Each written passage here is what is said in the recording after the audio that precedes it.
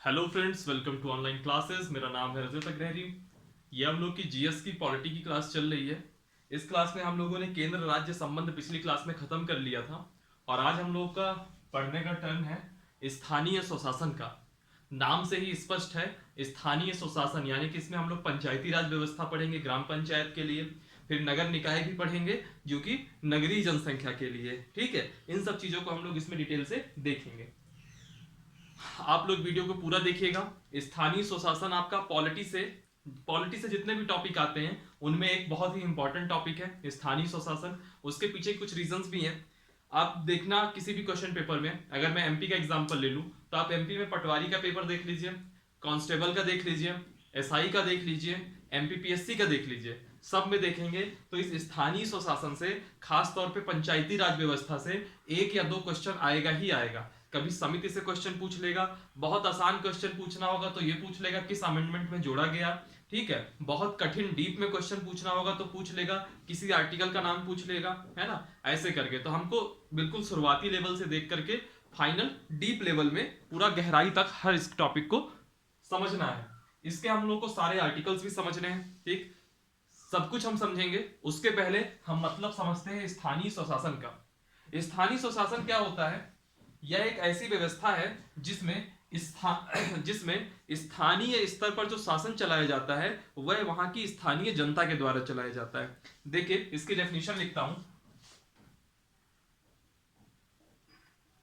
आप लोग वीडियो जो है पूरा देखिएगा, पूरा वीडियो देखेंगे ताकि आपकी जो है पूरी समझ विकसित हो सके और फिर पंचायती राज व्यवस्था से कहीं से कोई एक क्वेश्चन आ जाए वो आपसे मिस ना हो। आप इसको जरूर स्कोर करें, ऐसी इसमें हम कोशिश करेंगे पूरे लेक्चर में। और ये 2 लेक्चर चलेगा, एक आज का और एक कल का। 2 लेक्चर्स में ये टॉपिक कंप्लीट हो जाएगा। ऐसी व्यवस्था जिसमें स्थानीय स्तर पर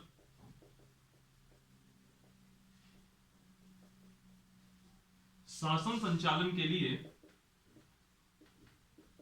संचालन में जनता की भागीदारी है,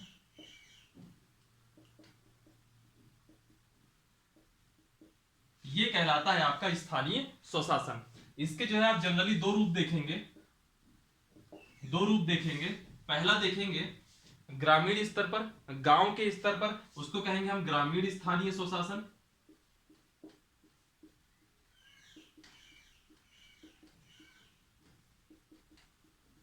और इसके बाद आप देखेंगे नगरों के स्तर पर, जिसको हम कहेंगे नगरीय स्थानीय स्वशासन।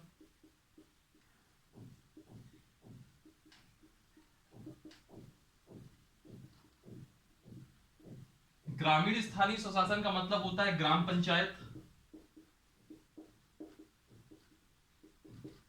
और नगरीय स्थानीय स्वशासन का मतलब होता है नगर निकाय।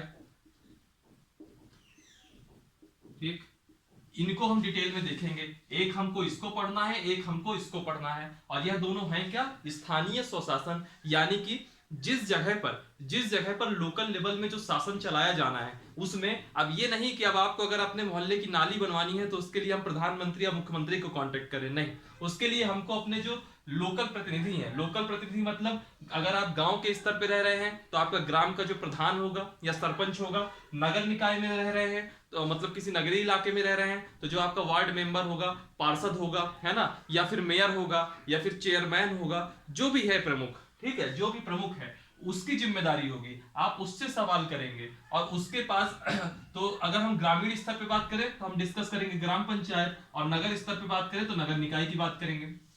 सवाल उठता है कि इन दोनों के आने से क्या हुआ, इन दोनों के आने से क्या हुआ। तो दरअसल पहले क्या होता था, पहले जो हमारा सिस्टम था वो सेंट्रलाइज्ड था। फॉर एग्जाम्पल, आपके घर में आप हो, आपका कोई भाई है, मम्मी पापा है और फिर दादा दादी है। ठीक, मान लीजिए अभी आपके घर के सारे डिसीजन सिर्फ आपके दादाजी लेते हैं, सिर्फ आपके दादाजी वो डिसीजन ले। अगर वो सिर्फ दादाजी डिसीजन ले रहे होंगे तो इसका मतलब क्या है कि आपके घर की जो व्यवस्था है वह केंद्रीकृत है, एक व्यक्ति सेंटर में है, सब उसके इर्द गिर्द है, यानी कि सेंट्रलाइज्ड है। मान लीजिए वैसे अगर मैं यहां बात करूं सिर्फ केंद्र, यानी कि सिर्फ हर मामले में प्रधानमंत्री ही निर्णय लेने लगे तो वह सेंट्रलाइज्ड हो जाएगा, सिर्फ हम हर चीज में प्रधानमंत्री का मुंह देखने लगेंगे। फिर मान लीजिए कुछ सालों के बाद अब आपके दादाजी के बाद आपके पिताजी भी किन्हीं अलग अलग चीजों पे अलग अलग निर्णय ले सकते हैं, उनको भी निर्णय लेने की शक्ति दे दी गई। तो क्या हो गया, आपके घर में अब द्विस्तरीय व्यवस्था हो गई, दादाजी भी निर्णय ले रहे हैं, फिर पिताजी भी निर्णय ले रहे हैं। फिर समय के साथ आपके यहाँ पंचायती राज व्यवस्था आ गई, यानी कि अब आपके लिए भी कहा जाने लग गया कि आप भी किसी किसी मामले में, कुछ विषय ऐसे हैं कि घर में क्या सब्जी बनेगी, घर में आज क्या सब्जी लानी है, इस तरह के कुछ विषय दे दिए गए जिसमें आप भी कुछ ना कुछ अपना निर्णय ले सकते हैं दादाजी और पिताजी से स्वतंत्र होकर के। यानी कि आपको ग्राम पंचायत और नगर निकाय की व्यवस्था में आप गए, यानी कि अब जो व्यवस्था है आपकी वो सेंट्रलाइज नहीं रही। हर विषय पे आपको दादाजी का मुंह नहीं देखना, हर विषय में केंद्र यानी कि हर विषय में प्रधानमंत्री और मुख्यमंत्री का मुंह नहीं देखना। कई विषयों में आप ग्राम पंचायत के प्रमुख यानी कि प्रधान या सरपंच के पास भी जाएंगे और कई विषयों में आप मेयर के पास जाएंगे। तो कहने का मतलब यह है कि ये जो ये व्यवस्था है इससे लोकतंत्र बढ़ा, यानी कि एक प्रकार की लोकतांत्रिक व्यवस्था हुई, ठीक, क्योंकि इनको चुनता कौन है, हम ही और आप तो चुनते हैं, तो लोकतांत्रिक व्यवस्था हुई। दूसरा आप देखोगे तो इसमें क्या हो गया, विकेंद्रीकृत है ये, यानी कि डिसेंट्रलाइज्ड। पहले जो हमारे यहाँ की व्यवस्था केंद्रीकृत थी, यह स्थानीय स्वशासन के बाद विकेंद्रीकृत हो गई। इसके अलावा आप देखेंगे तो जो लोकल लेवल है, जो ये लोकतांत्रिक व्यवस्था मैं कह रहा हूं, ये कहां पे है, यह आपका आधारभूत स्तर पर है, जमीनी स्तर पे आपको दिखेगा लोकतंत्र, डेमोक्रेसी, यानी कि आपको आपके गांव में क्या चाहिए यह आप खुद तय कर रहे हैं अपने प्रधान के माध्यम से या अपने सरपंच के माध्यम से, है ना। तो यह आधारभूत स्तर पर लोकतंत्र की बात करता है। फिर आप देखोगे तो यह 3 स्तर का, इसके पहले जब हमने केंद्र राज्य संबंध पढ़ा था तो हमने संघवाद शब्द की बात की थी, तो वह केंद्र और राज्य के बीच का संघवाद था। अब यह आपका आ गया तीसरे स्तर का संघवाद, तो हम यहां कहेंगे त्रिस्तरीय संघवाद, ठीक, त्रिस्तरीय संघवाद की बात करता है। अभी हम लोग ग्राम पंचायत नगर निकाय में नहीं आ रहे हैं, वहां तक पहुंचने के पहले की जो चीजें हैं जिससे कभी कभी वन लाइनर क्वेश्चन बन जाता है वो देखिए अभी आप, ठीक है। इससे कोई क्वेश्चन नहीं आएगा, यहां मैं सिर्फ आपको ये समझा रहा था कि स्थानीय स्वशासन होता क्या है, स्थानीय स्वशासन का मतलब क्या है। अब जितने भी मैं पॉइंट बनाऊंगा वन लाइनर क्वेश्चन, वो आपके एग्जाम पेपर के लिए इंपॉर्टेंट होंगे। सवाल उठता है कि अगर हम शुरुआत से बात करें, यानी कि हम स्वतंत्रता के पहले की भी अगर बात करें, तो सबसे पहले स्थानीय स्वशासन की बात कहां हुई थी, तो मैं कहूंगा कि सन 1882 में, याद रखिएगा, सन 1882 में लॉर्ड रिपन करके एक गवर्नर जनरल थे, लॉर्ड रिपन की घोषणा हुई थी और इन्होंने अपने स्थानीय स्तर पर कई विषयों पे संचालन के लिए कई लोगों की नियुक्ति करी थी। तो 1882 में लॉर्ड रिपन की घोषणा हुई थी और उस घोषणा को ही कहते हैं स्थानीय स्वशासन का मैग्ना कार्टा। यानी कि अगर हम अपने भारत देश में स्थानीय स्वशासन की बात करेंगे तो हम कहेंगे लॉर्ड रिपन की घोषणा से इसकी शुरुआत होती है। और लॉर्ड रिपन की जो 1882 की घोषणा थी उसको कहते हैं स्थानीय स्वशासन का मैग्ना कार्टा। यह सब वन लाइनर होते हैं जो अक्सर पूछ लेता है एग्जाम में। जब क्या होता है, अब हर साल पूछना तो उसको पंचायती राज व्यवस्था से एक क्वेश्चन है ही, जितने बेसिक क्वेश्चन थे सब पूछे जा चुके हैं। तो जब जो परीक्षा लेने वाली जो एजेंसी है या परीक्षा लेने वाले जो संस्थान है वह कुछ नया पूछने के चक्कर में ऐसे ही वन लाइनर क्वेश्चन पूछता है कि स्थानीय स्वशासन का मैग्ना कार्टा किसकी घोषणा को कहते हैं, तो 1882 में लॉर्ड रिपन की घोषणा को कहते हैं, ठीक है। सवाल उठता है कि भारत के संविधान में कहां है ये, तो याद रखिएगा जो मूल संविधान आया था 26 जनवरी 1950 को जो भारत का संविधान लागू हुआ था, उस संविधान में पंचायत, इस ग्राम पंचायत या इस नगर निकाय का कहीं कोई जिक्र नहीं मिलता है, कहीं कोई जिक्र नहीं मिलता है, कहीं कोई चर्चा नहीं मिलती है। लेकिन एक आपको याद होगा जब मैंने राज्य के नीति निदेशक तक तो भाग 4 पढ़ाया था, तब मैंने आपको एक आर्टिकल बताया था DPSP, directive principle of state policy का एक आर्टिकल बताया था, आर्टिकल 40। और इसी आर्टिकल 40 में मैंने बताया था कि इसमें क्या है, इसमें है आपका पंचायतों का गठन एवं सशक्तिकरण, और पंचायतों का गठन एवं सशक्तिकरण। इसके अलावा आपको कहीं भी कोई अनुच्छेद इससे संबंधित आपको आपके संविधान में 26 जनवरी 1950 को तो नहीं मिला। बाद में कुछ अमेंडमेंट हुए, उसके बाद हमने ग्राम पंचायत भी जोड़ा, उसके बाद हमने नगर निकाय भी जोड़ा, इसको अभी हम बाद में देखेंगे। अभी मुद्दा क्या है, डीपीएसपी आर्टिकल 40 के अंतर्गत पंचायतों का गठन और सशक्तिकरण तो था, लेकिन मैंने आपको पहले ही बताया था डीपीएसपी इंप्लीमेंट नहीं होता है, डीपीएसपी में वह सभी प्रावधान दिए गए हैं जिनको सरकारें समय समय पर लागू करेंगी, जिससे कि हमारा जो राज्य है, भारत देश है, यह कल्याणकारी बनेगा। ठीक है, तो डीपीएसपी में तो ये प्रावधान था आर्टिकल 40 में कि पंचायतों का गठन हो और सशक्तिकरण हो, लेकिन ये कब होगा ये मैं अभी आगे डिस्कस करूंगा। इतना आप स्क्रीनशॉट ले लीजिए। मुद्दे इस पूरे जो जो आपके बोर्ड में लिखा है इसमें सिर्फ दो क्वेश्चन बन सकते हैं। एक ही आर्टिकल 40 का बन सकता है कि डीपीएसपी में पंचायतों का गठन और सशक्तिकरण कहाँ लिखा है, तो आपको अनुच्छेद 40 में लिखा है, और ये तो वैसे भी डीपीएसपी की क्लास में हो चुका है। और एक ये याद रखिएगा 1882 में लॉर्ड रिपन की घोषणा, जिसको हम स्थानीय स्वशासन का मैग्ना कार्टा कहते हैं। ठीक, अब होता क्या है, यह ग्राम पंचायत और नगर निकाय हमारे यहाँ हमारे संविधान में 1992 और 1993 में जोड़ी गई। तब सवाल उठता है कि जब 1950 में हमारा संविधान लागू हो गया तो उस 1950 से 1992 यानी कि 42 साल, क्या ये 42 साल बाद अचानक जोड़ दी गई? तो मैं कहूंगा अचानक नहीं जोड़ी गई। 1950 से 1992 के बीच में कुछ समय समय पे कुछ समितियां बनी, उन्होंने कुछ अनुशंसाएं करी, ठीक है, फिर उनके आधारों पर पंचायतों का गठन हुआ। पंचायतों के गठन के पहले भी दो तीन प्रयास हुए। राजीव गांधी जी ने अपने समय में प्रयास किए, फिर बीपी सिंह ने प्रयास किए, फाइनली नरसिम्हा राव ने 1992 में इसको गठित किया। अब सवाल उठता है कि जो बीच में समितियां बनती हैं 1950 से 1992 के बीच में, वह समितियां कौन कौन सी हैं? समितियां बहुत सारी बनेंगी, लेकिन हम मेनली 3 समितियों का डिस्कस करेंगे जो एग्जाम के पॉइंट ऑफ व्यू से बहुत इंपॉर्टेंट है। ठीक है, तो स्थानीय स्वशासन से जो संबंधित समितियां हैं पहले हम उनकी बात कर लेते हैं। सबसे इंपॉर्टेंट इसमें पहली समिति रहेगी आपकी बलवंत राय मेहता समिति, दूसरे नंबर में सबसे इंपॉर्टेंट रहेगी आपकी अशोक मेहता समिति, और तीसरे नंबर में सबसे इंपॉर्टेंट रहेगी एल.एम. सिंघवी समिति। यह तीनों समितियों के बारे में हम पढ़ेंगे कि तीनों समितियां क्या कहती हैं। अक्सर एग्जाम में पूछ लेता है कि स्टेटमेंट दे देगा, एक स्टेटमेंट दे देगा कि पंचायतों को संवैधानिक दर्जा मिलना चाहिए, यह किस समिति की अनुशंसा थी? 4 ऑप्शन दिए रहेंगे। ऐसे क्वेश्चन अक्सर पूछे जाते हैं, एमपीपीएससी वगैरह में तो अक्सर ही पूछे जाते हैं, व्यापम के एग्जाम में अक्सर पूछे जाते हैं। ठीक है, इवन यूपीएससी तक के, यूपीएससी में भी जो स्थानीय स्वशासन में क्वेश्चन बनता है वो समितियों के क्वेश्चन पूछे जाते हैं। तो स्थानीय स्वशासन से संबंधित 3 समितियों की हम बात करेंगे। ठीक, 3 समितियों की हम बात करेंगे। सबसे पहली हम देखेंगे बलवंत राय मेहता समिति, बहुत इंपॉर्टेंट समिति है, बलवंत राय मेहता समिति। याद रखिएगा जो बलवंत राय मेहता समिति थी यह आपकी 1957 में गठित हुई थी, 1957 में गठित हुई थी। ठीक है, और 1957 में गठित होने के बाद इसने अपनी जो रिपोर्ट थी वह 1958 में रिपोर्ट सौंपी थी। 1958 में इसने रिपोर्ट अपनी सौंपी थी, और 12 जनवरी 1958 को, ये फैक्ट लिख रहा हूं और कुछ नहीं, 12 जनवरी, इसको आप याद रखेंगे तो अच्छी बात है, नहीं याद रखेंगे तो कोई बहुत बड़ा नुकसान नहीं हो जाएगा, लेकिन फिर भी अगर आप एक लाइन एक बार देखते हैं और एक बार अपनी कॉपी में लिखते हैं तो उसके आसपास की घटनाओं में थोड़ा बहुत याद बना रहता है। 1900, अगर क्वेश्चन पूछेगा सबसे मेन, तो सबसे मेन इसमें यही पूछेगा कि कब ये समिति गठित की गई, तो 1957 में गठित की जाती है। अगले साल 1958 में रिपोर्ट सौंपती है, और 12 जनवरी 1958 को इसकी रिपोर्ट को कौन स्वीकार करता है? एनडीसी। लास्ट क्लास में हमने इसके बारे में डिस्कस किया था, नेशनल डेवलपमेंट काउंसिल, राष्ट्रीय विकास परिषद। 12 जनवरी 1958 को एनडीसी इसकी रिपोर्ट को स्वीकृत करता है।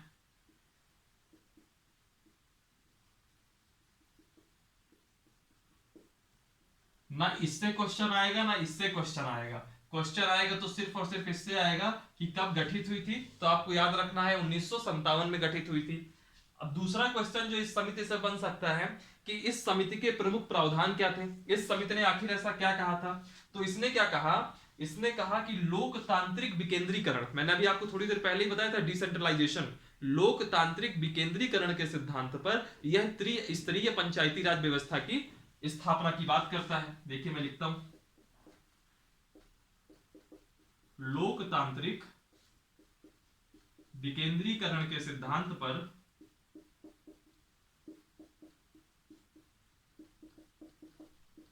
लोकतांत्रिक विकेंद्रीकरण के सिद्धांत पर यह समिति त्रिस्तरीय स्वरूप वाली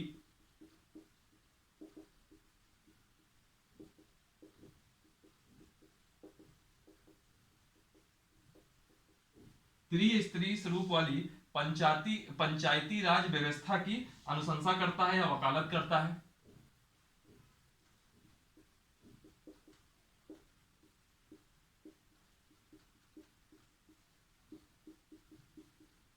सुनिएगा, लोकतांत्रिक विकेंद्रीकरण के सिद्धांत पर त्रिस्तरीय स्वरूप वाली पंचायती राज व्यवस्था की वकालत करता है। अब सवाल उठता है, यह त्रिस्तरीय स्वरूप माने क्या?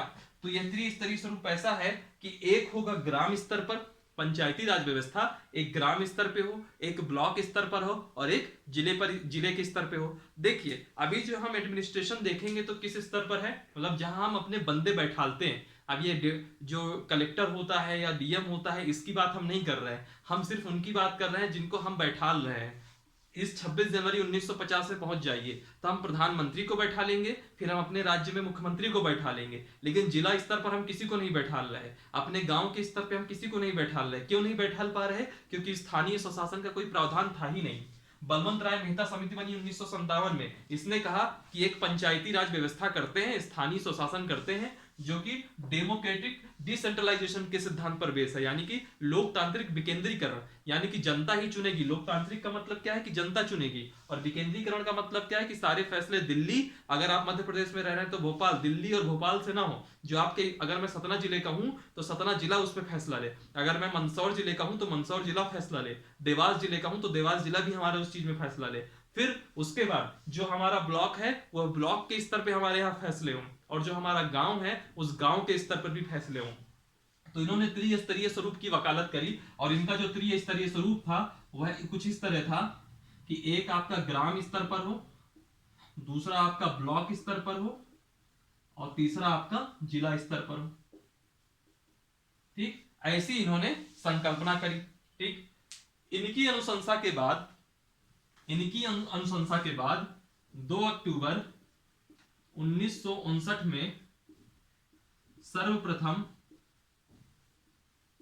नागौर कहां पड़ता है?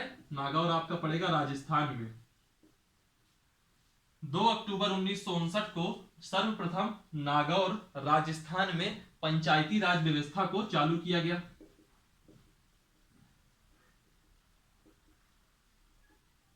ठीक, और जो ये पंचायती राज व्यवस्था यहाँ पे होगी, यह एक प्रकार से पायलट प्रोजेक्ट के तौर पे होगी। जैसे होता नहीं कि कल के दिन हमको कोई स्कीम लानी है तो हम 2-4 जिले पहले सेलेक्ट कर लेते हैं, वहां पे पायलट प्रोजेक्ट चलता है, फिर उसकी सफलता या सफलता मतलब एक प्रकार से ट्रायल रन, जिसको कहते हैं ट्रायल करना। यहाँ ट्रायल करते हैं, देखते हैं कि व्यवस्था कैसी चलेगी। तो एग्जाम में अक्सर पूछ लेता है कि सबसे पहले इस देश में स्थानीय स्वशासन या पंचायती राज व्यवस्था कहाँ लागू की गई? तो याद रखिएगा, राजस्थान के नागौर में सबसे पहले पंचायती राज व्यवस्था चालू की गई 2 अक्टूबर 1959 को, और उस समय के प्रधानमंत्री थे पंडित जवाहरलाल नेहरू। तो उन्होंने ही शुरुआत करी थी गांधी जयंती के उपलक्ष्य में, क्योंकि गांधी जी की बहुत ही बड़ी इच्छा थी। जब हमने याद करिए, जब हम डीपीएसपी बात कर रहे थे तो हमने देखा था गांधीवादी विचारों में आर्टिकल 40 आता था। ठीक है, चलिए आप लोग इसका स्क्रीनशॉट ले लीजिएगा। बलवंत राय मेहता समिति बहुत इंपॉर्टेंट समिति है। इससे रिलेटेड आपको 2 चीजें याद रखनी है, एक 1957 में गठित और एक ये त्रिस्तरीय स्वरूप की बात करता है। बस ये 2 चीजें आप याद रखिएगा, त्रिस्तरीय स्वरूप की बात करता है, और फिर एक ये फैक्ट याद रखिएगा, क्योंकि यह भी इसी समिति के अनुशंसा के बाद ही हुआ था, इसलिए इसी समिति के साथ मैंने इस फैक्ट को भी लिखवा दिया है। चलिए, ये थी बलवंत राय मेहता समिति। इसके बाद आती है अशोक मेहता समिति। दोनों मेहता जी की वजह से ही जो है समझ लीजिए कि पंचायती राज व्यवस्था आ गई, है ना। चलिए, दूसरी है आपकी अशोक मेहता समिति। बलवंत राय मेहता समिति का गठन कब हुआ था? वो हुआ था 1957 में। तो ये समिति 20 साल बाद बनती है, यानी कि 1957 और 20 कितना हुआ? 1977। 1977 में गठित होती है। 1977 में गठित होने के बाद ये 1978 में अपनी रिपोर्ट सौंपती है। तो रिपोर्ट सौंपती कब है यह महत्वपूर्ण नहीं है, 1977 में यह आती है। याद रखिएगा, कई बार इसमें इस तरह के भी क्वेश्चन बन जाते हैं कि समितियों का नाम दिया रहेगा और कहेगा कि क्रम से लगाइए। तो याद रखिएगा, क्रम इसका ऐसे ही है, पहले बलवंत राय मेहता, फिर अशोक मेहता, और फिर इसके बाद LM सिंघवी समिति। बहरहाल, अशोक मेहता समिति 1977 में गठित होती है। इसने क्या कहा कि जो पंचायती राज, इसकी गठन क्यों किया गया था? तो इसका उद्देश्य यह था कि पंचायती राज व्यवस्था जो है उस पर विचार करें और पंचायती राज को और अधिक इफेक्टिव बनाने के लिए इस समिति का गठन किया गया। ठीक है, इसकी अनुशंसा क्या थी प्रमुख, मैं उस अनुशंसा पर जाता हूं। जैसे बलवंत राय मेहता ने त्रिस्तरीय पंचायती राज की बात करी, तो इसने द्विस्तरीय पंचायती राज व्यवस्था की बात करी। इसने द्विस्तरीय पंचायती राज व्यवस्था की बात करी या वकालत करी।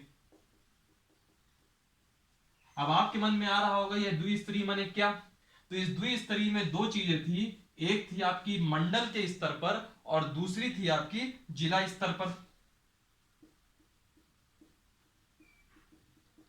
मंडल यानी कि एमपी वाले अगर मंडल ना समझे तो एमपी वालों के लिए मंडल का मतलब यहां संभाग से है। ठीक है, तो एक मंडल स्तर पर और एक जिला स्तर पर। ठीक, और ये बात है 1977 1978 में इन्होंने अपनी रिपोर्ट सौंपी। और अगर आपको याद होगा 1975 में इमरजेंसी लगी थी, इसके बाद 1978 में आपकी जो है जनता पार्टी की सरकार चुन के आती है, यानी कि यह वो दौर है जब राजनीतिक अस्थायित्व का समय है। हमारे देश की जो पॉलिटिकल स्टेबिलिटी थी वो बिल्कुल नहीं थी, पॉलिटिकल अनस्टेबल था उस समय हमारा देश। तो वैसी स्थिति में इस समिति की अनुशंसाओं को लागू नहीं किया जा सका, इस समिति की अनुशंसाएं लागू नहीं हुई। ठीक, फिर इसके बाद एक तीसरी समिति बनती है, बहुत इंपॉर्टेंट समिति है, यह 1977 में बनती है, वह इसके 9 साल बाद यानी कि 1986 में बनती है। उस समिति का नाम है एल.एम. सिंघवी समिति। एल.एम. सिंघवी समिति। और यह सिंघवी समिति कब बनती है, 1986 में बनती है। एल.एम. सिंघवी समिति 1986 में बनती है और इसका जो उद्देश्य होता है वह है पंचायती राज व्यवस्था की जांच करना।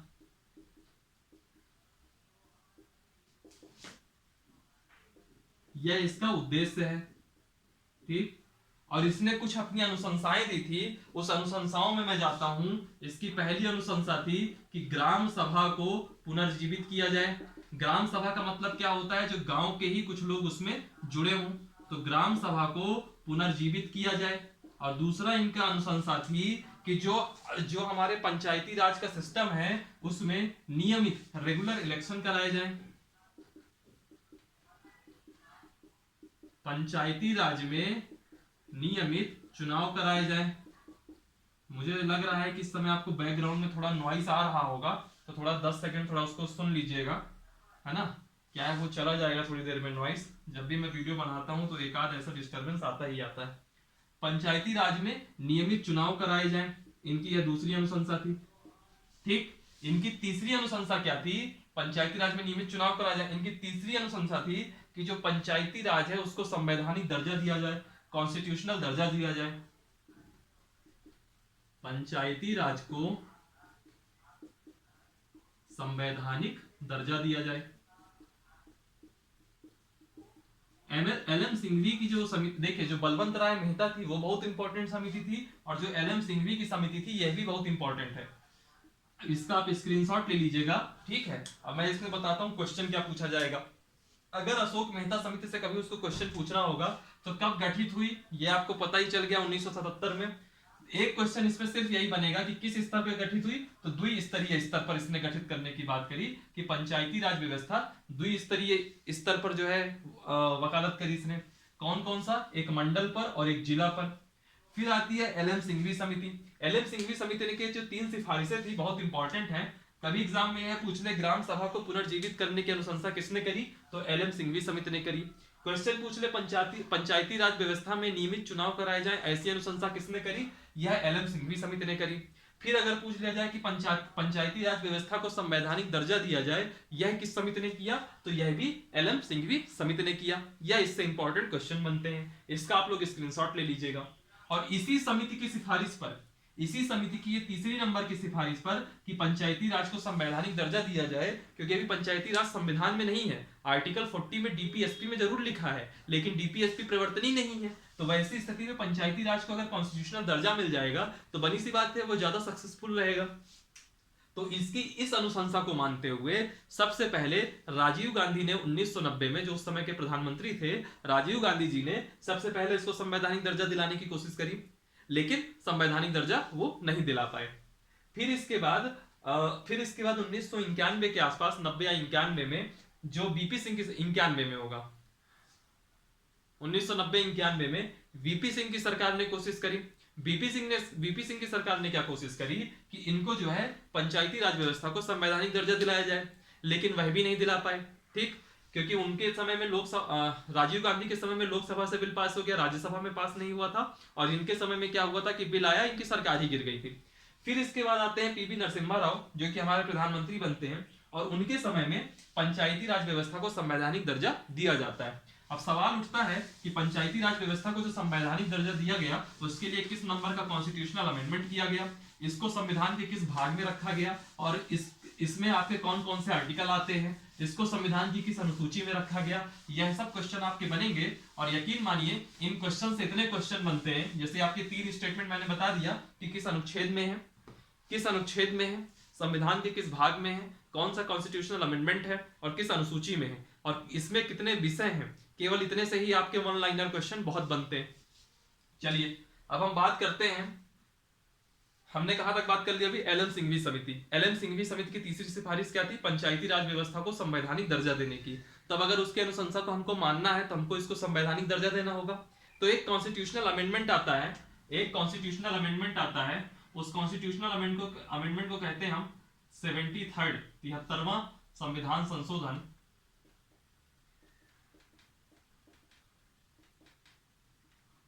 73वां संविधान संशोधन, और यह कब होता है, यह होता है आपका 1992 में। इस 73वें संविधान संशोधन 1992 में होता क्या है कि संविधान में एक भाग जोड़ा जाता है, भाग 9। ठीक है, दरअसल होता क्या है, आप लोग के मन में होगा कि भाग 9 जोड़ा कैसे जाता है, क्या पहले संविधान में भाग 9 नहीं था? तो मैं आपको बता दूं, पहले संविधान जब देश हमारा आजाद हुआ था, यानी कि जब हमारा संविधान लागू हुआ था 26 जनवरी 1950 को, तो इस संविधान के भाग 9 में अंडमान निकोबार द्वीप समूह की चर्चा आती है। और उस अंडमान निकोबार द्वीप समूह को आगे जाकर के जब राज्य पुनर्गठन अधिनियम वगैरह होता है, उसके बाद जो है उसको लेकर के भाग 8 में ले आते हैं, और भाग 8 में यूनियन टेरिटरीज के साथ उसको जोड़ दिया जाता है। उसको भी मैं अगर आप लोग कहें तो अभी बता देता हूं। होता क्या है उस टाइम पे जो है 4 तरीके से था सिस्टम। ये था ब्रिटिश इंडिया, इसको संविधान के भाग 6 में जोड़ा गया था। ठीक, ये था प्रीवी पर्स का मतलब होता था बड़ी रियासतें, इनको संविधान के भाग 7 में जोड़ा गया था। फिर आपका आता था छोटी रियासतें, इनको आपको संविधान के भाग 8 में जोड़ा गया था। ठीक है, और फिर लास्ट आता था आपका इसमें अंडमान निकोबार द्वीप समूह, इसको आपको संविधान के भाग 9 में जोड़ा गया था। ठीक, फिर बाद में क्या हुआ, राज्य पुनर्गठन अधिनियम 1956 के समय में 7वां संविधान संशोधन होता है, और 7वें संविधान संशोधन के बाद प्रीवी पर्स के सिस्टम को समाप्त कर दिया जाता है, छोटी रियासतों को खत्म कर दिया जाता है। ठीक, छोटी रियासतों को खत्म कर दिया जाता है, और जो ये ब्रिटिश इंडिया भाग 6 है, यहाँ पे आपका स्टेट लेजिस्लेचर, राज्य विधानमंडल आ जाता है, जिसका हम लोगों ने पढ़ा भी है कुछ दिन पहले, स्टेट लेजिस्लेचर। फिर इसके बाद जो भाग 8 है, भाग 8 में इस अंडमान निकोबार द्वीप समूह को भाग 8 में लेके जाते हैं, और जितनी भी यूनियन टेरिटरीज है, चाहे वो दिल्ली हो, चाहे वो पुदुचेरी हो, लक्षद्वीप हो, अंडमान निकोबार द्वीप समूह हो, दमन एंड दीव हो, है ना, यह सब चीजें कहाँ आ जाती हैं, भाग 8 में आ जाती हैं, यानी कि यूनियन टेरिटरीज आ गई। तो भाग 9 खाली हो गया था, भाग 9 खाली हो गया था। तो जब ये भाग 9 खाली हो गया 7वें संविधान संशोधन के बाद, तो इसी भाग 9 को वापस से भरा गया 73वें संविधान संशोधन के द्वारा।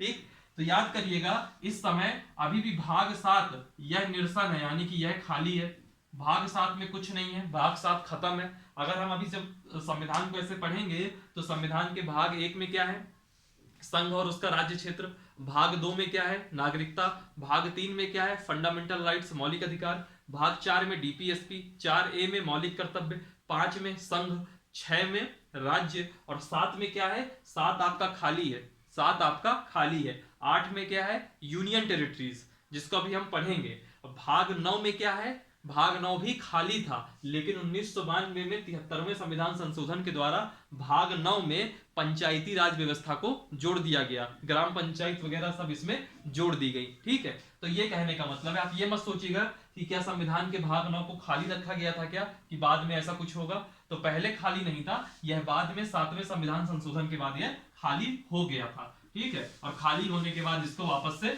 भर दिया गया। ये बहुत ही बेसिक तरीके से मैंने इसको आपको समझा दिया। जब मैं संवैधानिक विकास क्रम बताऊंगा आपको, या राज्य पुनर्गठन वगैरह बताऊंगा, तब इसको बहुत डिटेल में जाएंगे हम लोग। बहरहाल 73वां संविधान संशोधन 1992 हुआ। इसमें संविधान का भाग 9 जोड़ा गया। संविधान का भाग 9 जोड़ा गया। संविधान के भाग 9 जोड़ने के अलावा इसमें 11वीं अनुसूची जोड़ी गई।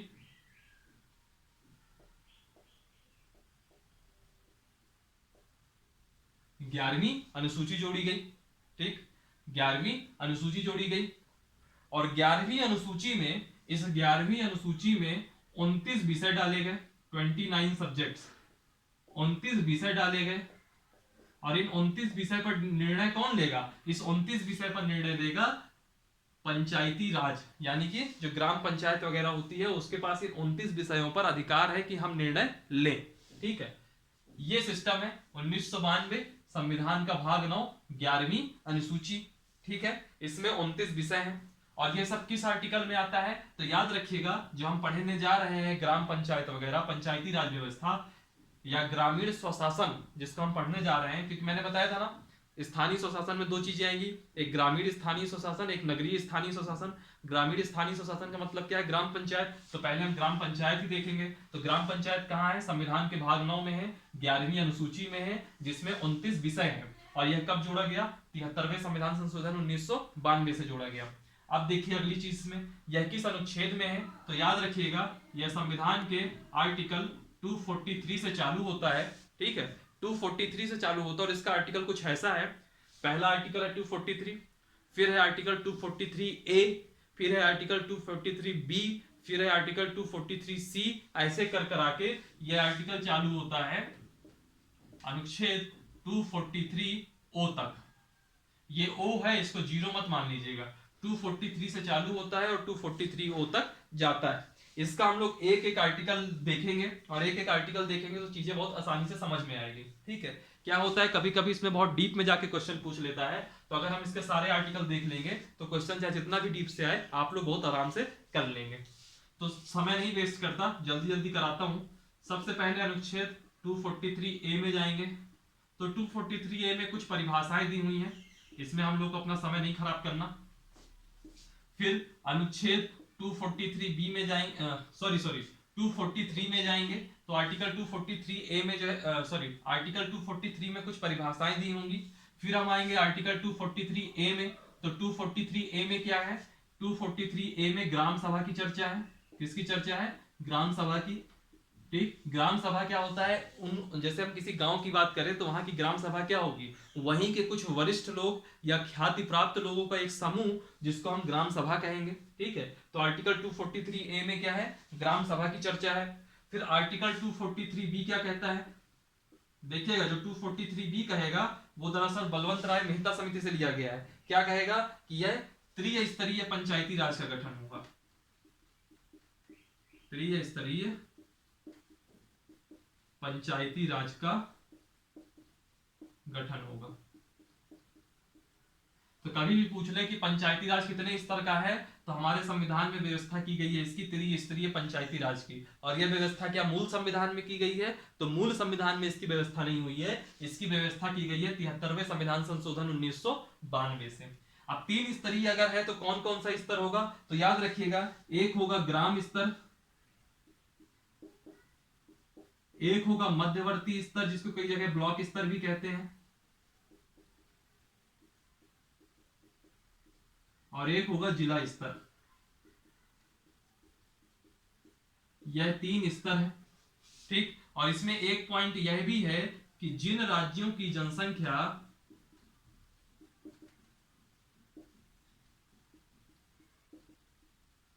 जिन राज्यों की जनसंख्या 20 लाख से कम हो, जैसे मान लीजिए एक स्टेट है, वहां की जनसंख्या 20 लाख से कम है, तो वैसी स्थिति में सिर्फ 2 स्तर होंगे, ग्राम स्तर और जिला स्तर। वैसी स्थिति में फिर मध्यवर्ती स्तर नहीं होगा।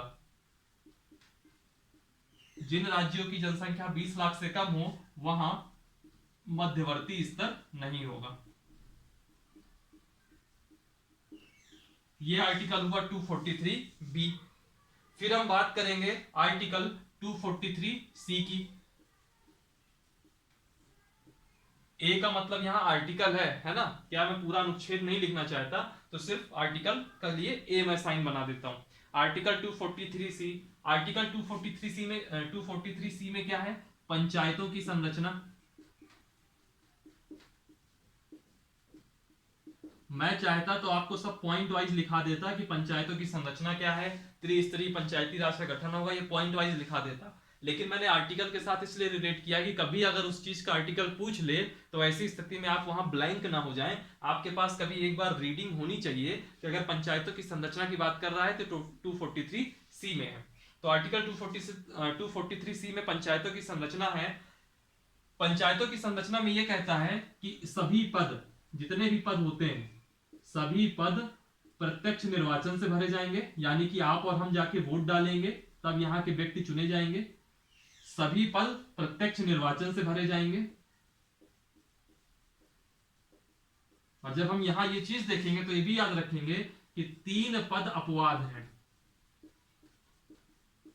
3 पद अपवाद हैं। 3 पद में कौन कौन सा अपवाद है, एक जिला स्तर का अध्यक्ष, जितने ये स्तर हैं इन सबके जो अध्यक्ष होते हैं वह अपवाद है, बाकी जो प्रतिनिधि होंगे वह सबको हम चुनेंगे। अपवाद क्या हो जाएगा, एक ग्राम स्तर का अध्यक्ष,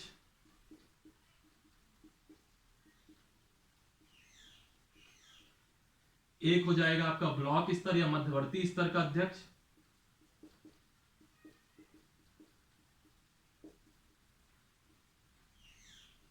और तीसरा हो जाएगा आपका जिला स्तर का अध्यक्ष।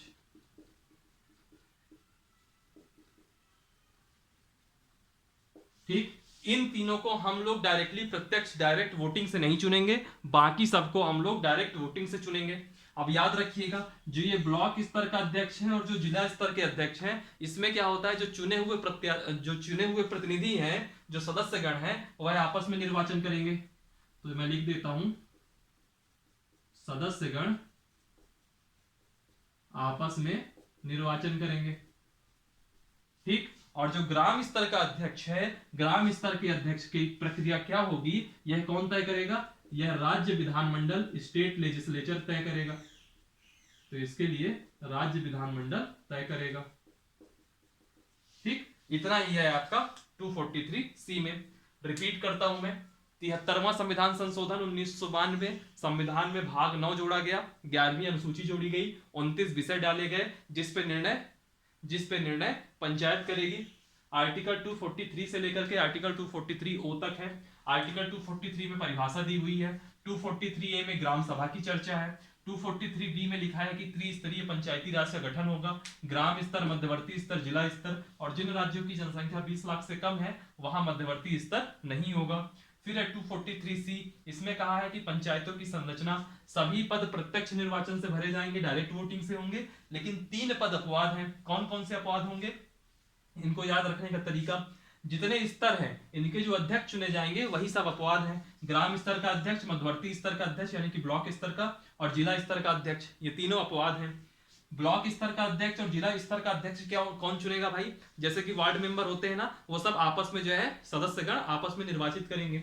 और जो ग्राम स्तर का अध्यक्ष होगा, इसकी प्रक्रिया, इसको चुनने की प्रक्रिया राज्य विधानमंडल तय करेगा। तो ये था आपका यहां तक आर्टिकल 243C तक। फिर हम बात करेंगे आर्टिकल 243D की।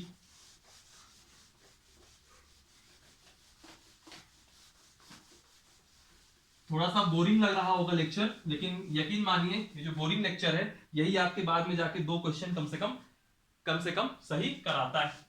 अब आर्टिकल 243D क्या कहता है, बहुत इंपॉर्टेंट आर्टिकल है, इसको जरूर याद रखिएगा, इसका अक्सर आर्टिकल का नाम ही पूछ लेता है। 243D कहता है, जो की पॉइंट है पहले मैं उसको लिख देता हूं, पंचायतों में आरक्षण या रिजर्वेशन की बात करता है पंचायतों में। इसका कहना क्या है कि पंचायतों में जो आरक्षण होता है वह सभी स्तर पर अनुसूचित जाति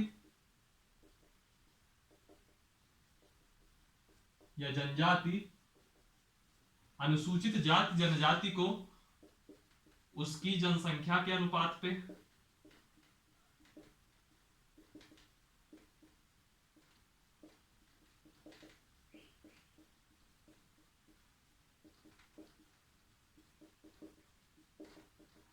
ठीक है, सभी स्तर पर जो अनुसूचित जाति जनजाति है, शेड्यूल कास्ट है, शेड्यूल ट्राइब है, उनकी जो जनसंख्या का रेशियो होगा उस रेशियो में उनको सीटें मिलेंगी, उतनी सीटें उनके लिए रिजर्व रहेगी। ठीक है, इसके अलावा जो महिलाएं हैं,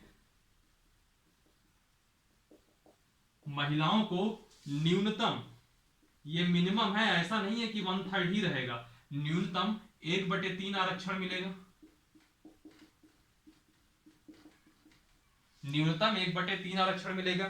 अगर वहां का जो राज्य विधानमंडल है वह चाहे तो इस 1/3 को बढ़ा करके 2/3 भी कर सकता है, यानी कि 66% भी कर सकता है, 1/2 भी कर सकता है, यानी कि 50% भी कर सकता है, 3/4 75% भी कर सकता है। ये राज्य विधानमंडल के ऊपर है। और एक चीज याद रखिएगा, जो राज्य विधानमंडल है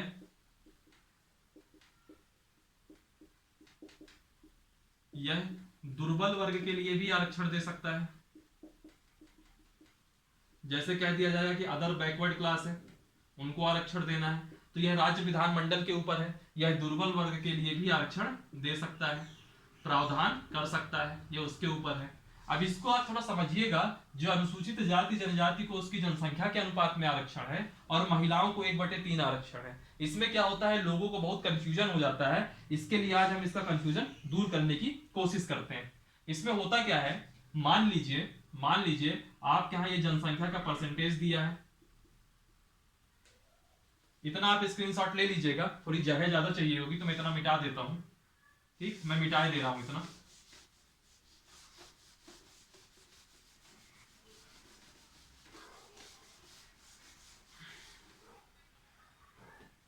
मान लीजिए आपके यहां ये जनसंख्या का रेशियो है, ठीक, जनसंख्या है, मान लीजिए कि आपके यहां 200 सीटें हैं। कितनी सीटें हैं? 200 सीटें। ठीक, अब उस जनसंख्या में ऐसा होता है कि जो शेड्यूल ट्राइब है वह आपके यहां 10% पॉपुलेशन है, शेड्यूल ट्राइब की 10% पॉपुलेशन है। जो शेड्यूल कास्ट है, अनुसूचित जाति है, उसका मान लीजिए 20% पॉपुलेशन है। ठीक, और जो जनरल कैटेगरी है, सामान्य वर्ग है, उसका मान लीजिए 70% पॉपुलेशन है। एक मैंने एक रफली एग्जांपल ले लिया कि कुछ कहीं ऐसा है तो क्या होगा। तो याद रखिए, अगर जनसंख्या में 10% हिस्सेदारी है शेड्यूल ट्राइब की, तो इस 200 का 10% यानी कि 20 सीटें शेड्यूल ट्राइब के लिए आरक्षित हो जाएगी। अनुसूचित जाति की जनसंख्या 20% है अगर टोटल में, तो इस 200 का 20% यानी कि 40 सीटें एससी के लिए आरक्षित हो जाएंगी। फिर जनरल, सामान्य वर्ग की जनसंख्या अगर 70% है तो 200 का 70% यानी कि 140 सीटें सामान्य वर्ग के लिए रहेगी। ठीक, फिर इसके बाद ये जो 20 है, इस 20 का 1/3 यानी कि 20/3 यानी कि कितना हो जाएगा, 6.66, लगभग 7। ये 7 सीटें किनके लिए होगी आरक्षित? महिलाओं की। यानी कि इस अनुसूचित जनजाति की जो 20 सीटें थी उसका 1/3 महिलाओं के लिए होगा। सिमिलरली अनुसूचित जाति की 40 सीटें हैं, तो इस 40 का 1/3 यानी कि लगभग कितना हो जाएगा, लगभग 13 सीटें होंगी। यह 13 सीटें महिलाओं के लिए आरक्षित हो गई।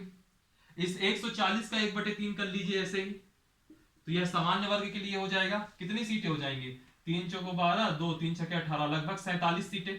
यह 47 सीटें महिलाओं के लिए आरक्षित हो जाएंगी। तो यानी कि जो महिलाओं को कोटा मिलता है वो कैसा कोटा मिलता है, इसका नाम ही होता है कोटा विद इन कोटा। ये आरक्षण है, इस आरक्षण के अंदर जो आरक्षण मिलता है वह महिलाओं को मिलता है। और यह मैं न्यूनतम 1/3 है, राज्य विधानमंडल अपनी सुविधा के हिसाब से 1/3 को और बढ़ा सकता है, ये उनकी समस्या। ठीक है, ये हम लोगों ने बात कर ली आर्टिकल 243 डी तक। अब हम बात करते हैं आर्टिकल 243 ई की। आर्टिकल 243 ई की क्लास 44 मिनट्स की हो गई है, 6-7 मिनट की, 10 मिनट की और क्लास लगेगी, यह पूरा कंप्लीट हो जाएगा, तो मैं इसको कंप्लीट कर देता हूं, अदरवाइज फिर मजा नहीं आती। आर्टिकल 243 ई क्या कहता है, इसमें है पंचायतों की अवधि।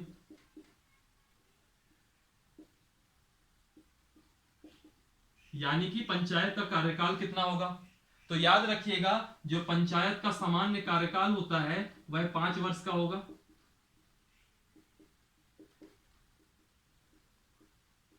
सामान्य कार्यकाल 5 वर्ष का होगा। और याद रखिएगा समय से पहले पंचायत को भंग किया जा सकता है, समय से पहले भंग कर सकते हैं। और जब समय से पहले भंग करेंगे वैसी स्थिति में 6 माह के अंदर चुनाव कराने पड़ेंगे। 6 माह के अंदर चुनाव होंगे, और जब 6 माह के अंदर चुनाव होंगे तो नई पंचायत बनेगी जिसको हम कहेंगे नवगठित पंचायत। और जो ये नवगठित पंचायत होगी इसको जो कार्यकाल मिलेगा इसको शेष कार्यकाल मिलेगा, ना कि पूरा कार्यकाल। शेष कार्यकाल मिलेगा ना कि पूरा। इसका मतलब समझिए, मान लीजिए 2021 में आपके यहां पंचायत का चुनाव हुआ, जनवरी 2021 में चुनाव हुआ, 5 साल यानी कि जनवरी 2026 तक इसका कार्यकाल था। मान लीजिए कुछ ऐसी परिस्थिति बन गई कि जो है दिसंबर 2022 में यह पंचायतों को हमको भंग करना पड़ा। तो जब दिसंबर 2022 में यह पंचायत भंग होगी तो वैसी स्थिति में 6 महीने के अंदर यानी कि जून 2023 तक नए चुनाव कराने पड़ेंगे और नई पंचायत का गठन करना होगा। मान लीजिए अगली अब नई पंचायत बनी जून 2023 तक, ये नवगठित पंचायत हो गई। तब ऐसा नहीं होगा कि जो नवगठित पंचायत होगी अब इस जून 2023 से 2028 तक उसका कार्यकाल चले, नहीं, कार्यकाल उसको पूरा फिर 5 वर्ष नहीं मिलेगा नई पंचायत को, कार्यकाल उसका होगा कितना, यही जनवरी 2026 तक, यानी कि शेष कार्यकाल मिलेगा ना कि पूरा कार्यकाल। यह सिस्टम लिखा है आपका 243 में। फिर हम बात करते हैं आर्टिकल 243F की।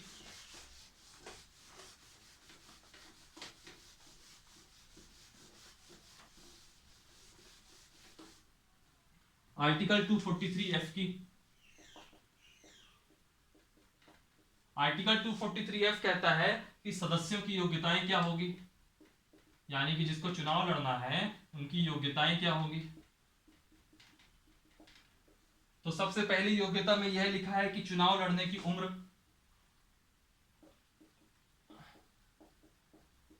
चुनाव लड़ने की न्यूनतम उम्र कितनी होनी चाहिए, 21 वर्ष। सबसे पहला पॉइंट तो यही लिखा है, चुनाव लड़ने की न्यूनतम उम्र कितनी होनी चाहिए, 21 वर्ष, ठीक है। और जो मतदाता होगा वो हमेशा 18 साल का होगा, ये याद रखिएगा। चुनाव लड़ने की न्यूनतम उम्र कितनी हो गई, 21 वर्ष। इसके बाद जो कुछ योग्यताओं से संबंधित कुछ प्रावधान बनाने हैं, योग्यताओं के संबंधित जो प्रावधान बनाने हैं, तो प्रावधान बनाने का अधिकार किसका है, राज्य विधानमंडल का। जैसे अक्सर बन जाता है ना कि अगर आपको पंचायत का चुनाव लड़ना है, पंचायत का चुनाव लड़ना है तो 5वीं तक पढ़ा होना चाहिए या 10वीं तक पढ़ा होना चाहिए। तो यह सब प्रावधान जो है कौन बनाता है, राज्य विधानमंडल बनाता है। जैसे एक प्रावधान बना दिया कि आपका बिजली का बिल वगैरह सब पे होना चाहिए, आपके ऊपर किसी भी प्रकार की देयता ना होनी चाहिए, ये सब कौन बनाएगा, राज्य विधानमंडल बनाएगा। तो जो सदस्य, जो पंचायत में जितने भी लोग चुने जाते हैं उनकी एलिजिबिलिटी क्या होगी, यह राज्य विधानमंडल तय करेगा। यह हो गया 243F। फिर आता है आर्टिकल 243G। 243G बात करता है पंचायतों के प्राधिकार की, पंचायतों का प्राधिकार, शक्तियां, इन सब की बात करता है। तो याद रखिएगा ये क्या है, ये जो मैंने अनुसूची बताई थी आपको 11वीं अनुसूची में जो 29 विषय दिए हुए हैं वही इसके अंतर्गत आएंगे। 11वीं अनुसूची में जो 29 विषय दिए गए हैं वो इसके अंतर्गत आएंगे। यानी कि इस 29 विषयों पर कानून बनाना या इस 29 विषयों को लागू करने की जिम्मेदारी पंचायत की है, और जो जिम्मेदारी है वही उसकी शक्ति बन जाती है। 243G हो गया। फिर आता है आर्टिकल 243H। 243H कहता है पंचायतों द्वारा कर अध्यारोपित करने का अधिकार।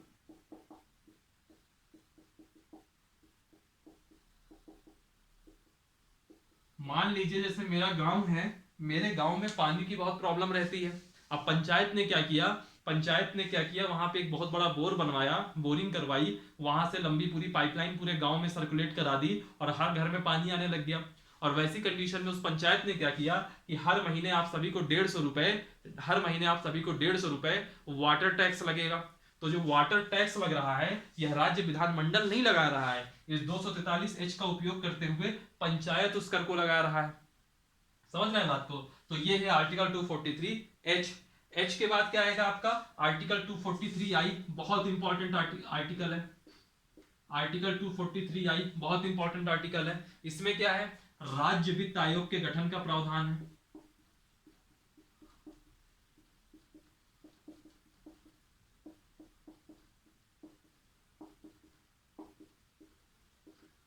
राज्य वित्त आयोग के गठन का प्रावधान है। इसमें क्या होता है कि और इसके जो प्रावधान है, इससे संबंधित जो प्रावधान है कौन तय करेगा, राज्य विधानमंडल तय करेगा, ये याद रखिएगा।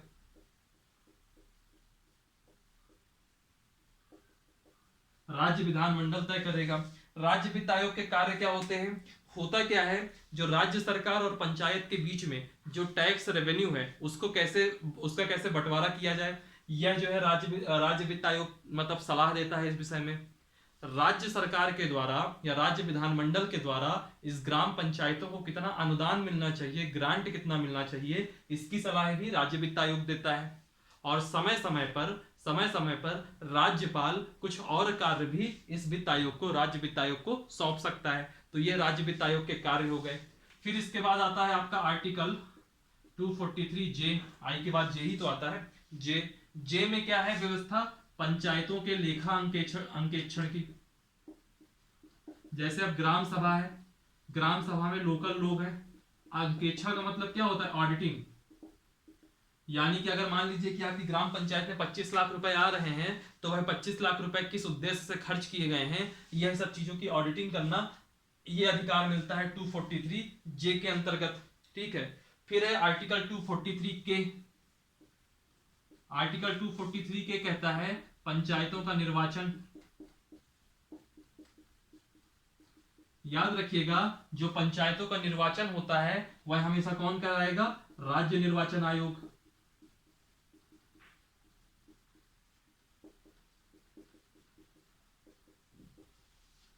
एमपीपीएससी में एक पूरा का पूरा एक यूनिट बनी हुई है जिसमें विभिन्न आयोगों की चर्चा हुई है। इसके लिए मैंने आयोगों की एक प्लेलिस्ट बना दी गई है, उसमें आप जाकर के जरूर देख लीजिएगा। प्लेलिस्ट में जाएंगे आयोगों की, तो उसमें मैंने पहला ही वीडियो बनाया है निर्वाचन आयोग और राज्य निर्वाचन आयोग का। तो याद रखिएगा, निर्वाचन आयोग राष्ट्रपति का चुनाव कराता है, उपराष्ट्रपति का चुनाव कराता है, संसद यानी कि लोकसभा राज्यसभा के मेंबर्स का चुनाव करवाता है, और निर्वाचन आयोग आपका जो राज्य विधानमंडल के चुनाव होते हैं यानी कि जो आपके विधायक चुने जाते हैं उनका भी चुनाव वही कराता है, मेन निर्वाचन आयोग। और यह जो राज्य निर्वाचन आयोग होता है यह सिर्फ और सिर्फ ग्राम पंचायत, नगर पालिका, नगर निगम, जो स्थानीय स्वशासन के चुनाव हैं सिर्फ उनको करवाता है राज्य निर्वाचन आयोग। इसमें कहीं कंफ्यूज मत हो जाइएगा कि राज्य विधानमंडल के चुनाव भी निर्वाचन आयोग कराता है, राज्य वाला नहीं। जो यहाँ विधानसभा के चुनाव होते हैं वह सब कराने की जिम्मेदारी केंद्रीय निर्वाचन आयोग की होती है। यह है आर्टिकल 243K। 243K के बाद है 243L। वो कहता है कि संघीय क्षेत्र जो यूनियन टेरिटरीज है उसमें भी लागू होगा, कोई बहुत बड़ा इंपॉर्टेंट आर्टिकल नहीं है। फिर आता है आर्टिकल 243M। 243M कहता है कि जो आपका ये पंचायती राज व्यवस्था है, जो पंचायती राज व्यवस्था है यह कुछ हिस्सों पे लागू नहीं होगा, कुछ हिस्सों पर लागू नहीं होगा। उस टाइम पे इसमें यह लिखा था जैसे जम्मू कश्मीर पे लागू नहीं होगा, नागालैंड पे लागू नहीं होगा, मेघालय पे लागू नहीं होगा और मिजोरम पे लागू नहीं होगा। हालांकि अब जम्मू कश्मीर में लागू है, ठीक है। फिर इसके बाद इसने कहा था कि कुछ अलग अलग राज्यों के कुछ अनुसूचित क्षेत्र हैं वहां पर भी यह लागू नहीं होगा। फिर इसके बाद जो है 1996 में एक पेशा अधिनियम आता है जिसको हम विस्तार अधिनियम कहते हैं, जो हम लोग कल की क्लास में डिटेल से देखेंगे कि पेशा अधिनियम के द्वारा कुछ ऐसे संशोधन किए गए कि सभी क्षेत्रों में कुछ संशोधनों के साथ ही सही इस पंचायती राज व्यवस्था को लागू कर दिया गया। ये था 243M में। और फिर इसके बाद एक लास्ट देख लीजिएगा 243O। 243O ये कहता है कि जो चुनावी मामले हैं उन पे न्यायालय का हस्तक्षेप नहीं होगा, जो चुनावी मामले हैं उसमें न्यायालय का हस्तक्षेप नहीं होगा। यकीन मानिए जो पंचायती राज व्यवस्था है, ग्राम पंचायत वाला हिस्सा है, इसके बाहर से कहीं उसका एक सिंगल विषय नहीं आना, सब कुछ इसी के अंदर है, इसी क्लास के अंदर है, ठीक है। अब इसी से रिलेटेड एक और है पेशा अधिनियम, वो हम कल की क्लास में करेंगे। और उसके बाद जो हमने ये 73वां संविधान संशोधन 1992 पढ़ा, उसके बाद कल ही की क्लास में पेशा के साथ 74वां संविधान संशोधन 1993 कर लेंगे और उसके बाद हमारी ये क्लास स्थानीय स्वशासन की समाप्त हो जाएगी। चलिए फिर आज की क्लास इतनी ही रखते हैं। वीडियो 55 मिनट का बन गया है, लेकिन खुशी इस बात की है कि इसका मैक्सिमम टॉपिक आपने कवर कर लिया है और इंपॉर्टेंट सबसे ज्यादा यही है, ठीक है। और इसमें इंपॉर्टेंट में अगर आपको आर्टिकल याद हो गए बहुत अच्छी बात है, लेकिन किसी सिचुएशन में अगर आपको आर्टिकल याद नहीं भी होते हैं तो उस आर्टिकल का ये मतलब क्या लिखा है यह आपको पता होना चाहिए। फॉर एग्जांपल वित्त आयोग का गठन कौन करता है, यही क्वेश्चन आ जाए तो राज्य विधानमंडल करता है। पंचायतों को कितनी शक्तियां, कितने विषयों पर कानून बनाने का या कितने विषयों की शक्ति उसको प्राप्त है, 29 विषयों की शक्ति प्राप्त है। पूछ लेगा कि चुनाव लड़ने के लिए कितनी न्यूनतम उम्र होनी चाहिए, 21 वर्ष होनी चाहिए। तो और योग्यताएं कौन तय करेगा, तो राज्य विधानमंडल तय करेगा, राज्य विधानमंडल तय करेगा, ना कि राज्य निर्वाचन आयोग, ठीक है। तो ऐसे करके आपको केवल ये पॉइंट याद रख लेंगे ना, उतना ही सफिशिएंट है, और आर्टिकल के साथ याद हो गए तो फिर वो सोने में सुहागा है। चलिए फिर आज की क्लास यहीं खत्म करते हैं। आई होप आपको क्लास समझ में आई होगी। वीडियो को लाइक कीजिएगा, कमेंट कीजिएगा, चैनल को सब्सक्राइब कीजिएगा और इसकी लिंक को सभी फ्रेंड्स से फॉरवर्ड कर दीजिएगा ताकि ज़्यादा से ज़्यादा लोग देखें। ये स्थानीय स्वशासन का बहुत इंपॉर्टेंट टॉपिक होता है, हर एग्जाम में पूछा जाता है। आप पटवारी से लेकर के आईएएस की भी परीक्षा में बैठेंगे तो स्थानीय स्वशासन से एक क्वेश्चन आएगा। और अब चूंकि क्वेश्चन इसके इतने ज्यादा पूछे जा चुके हैं कि अब क्वेश्चन डीप में आते हैं, और जब डीप में क्वेश्चन आएगा तो हमको डीप में इस तरह पढ़ना ही पड़ेगा। मैं 15 मिनट की वीडियो में पंचायती राज व्यवस्था को खत्म करने पर यकीन नहीं रखता हूँ। चलिए फिर आज के लिए इतना ही।